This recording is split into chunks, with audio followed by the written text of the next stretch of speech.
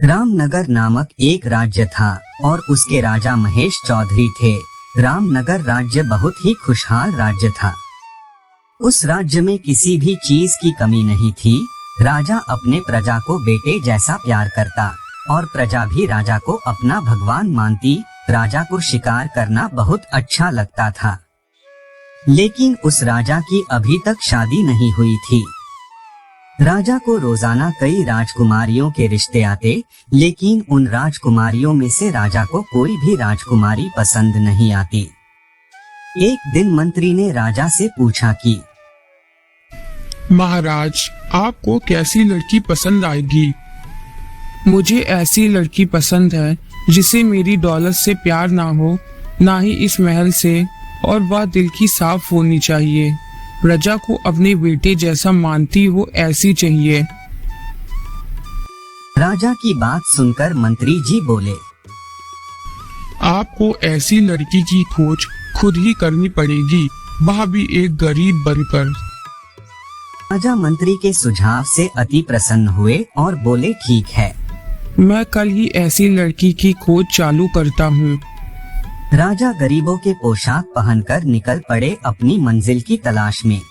इस बीच उन्होंने कई लड़कियों से मुलाकात की, लेकिन उन्हें कोई भी लड़की पसंद नहीं आई।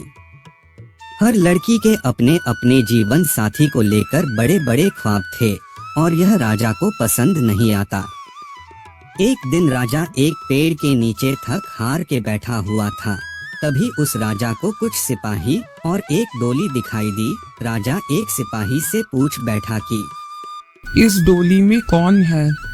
तो सिपाही बोला, नागाराज की राजकुमारी बैठी हुई है। राजा ने उस सिपाही से पूछा कि राजकुमारी कहाँ जा रही है। उस सिपाही ने बोला, पास में ही एक मंदिर है, वहाँ माता के दर्शन के लिए जा रही हैं। यह बोल के सिपाही चला गया। राजा उस राजकुमारी को देखने के लिए बड़ा ही उतावला हो रहा था। राजा उस राजकुमारी के डोली के पीछे पीछे चलने लगा और जब मंदिर आया तो राजकुमारी उस डोली में से उतरी। राजा ने जब राजकुमारी की पहली झलक देखा तो देखता ही रह गया। सोचने लगा राजा कि क्या यह राजकुमारी मेरे मन मुताबिक है या नहीं। तो राजा ने उससे जाकर कहा, मैं रामनगर राज्य का राजा हूँ, क्या आप मुझसे शादी करेंगी? लड़की ने ना कहा और वहाँ से चली गई। राजा को यह सुनकर बहुत अच्छा लगा कि राजकुमारी को मेरे दौलत और महल से प्यार नहीं है। राजा ने फिर उस राजकुमारी का पीछा किया और उसके राज्य जा पहुँचा। अब राजा को उस राजकुमारी के स्वभाव के बारे में जानना था, तो राजा ने वहाँ के प्रजा से उस राजकुमारी के बारे में जानने की कोशिश की।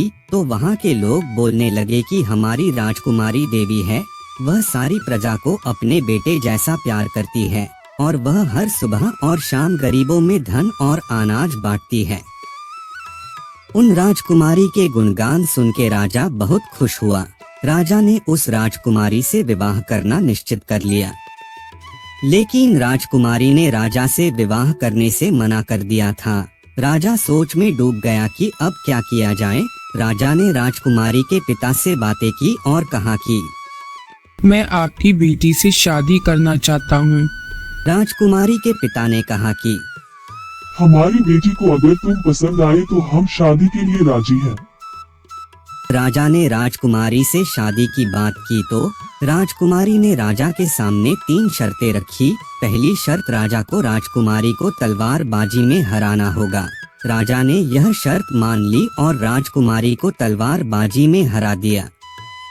फिर राजकुमारी ने राजा के सामने दूसरी शर्त रखी और कहा कि तुम्हें अगर मुझसे शादी करनी है तो तुम्हें प्रजा में से किसी एक की हत्या करनी होगी। राजा ने यह दूसरी शर्त सुनकर राजकुमारी से विवाह करने से मना कर दिया और कहा कि प्रजा मेरे लिए मेरे बेटे जैसी है, मैं उनकी हत्या नहीं कर सकता। यह सुनकर राजकुमारी प्रसन्न हुई और कहा, तुम दूसरी शर्त भी जीत गए। मैं तुम्हारी परीक्षा ले रही थी कि तुम अपने प्रजा से प्यार करते हो या फिर नहीं। राजकुमारी ने फिर राजा के सामने तीसरी और आखिरी शर्त रखते हुए कहा कि तुम्हें एक पहेली सुलझानी होगी और वह पहेली यह है। आपके पास 8 सिक्के हैं जो देखने में एकदम एक समान है।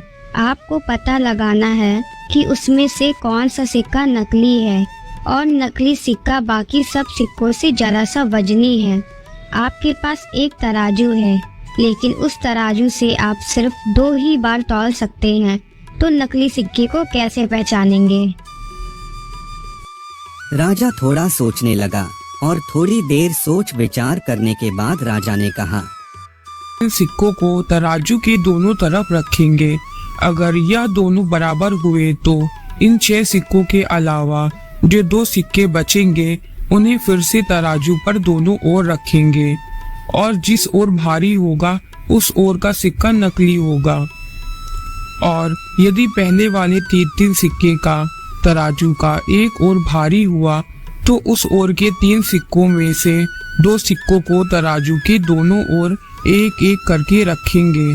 अगर वह दोनों बराबर हुए तो जो तीसरा सिक्का बचा हुआ था वो नकली होगा और अगर बराबर ना हुए तो बचा हुआ सिक्का नकली होगा।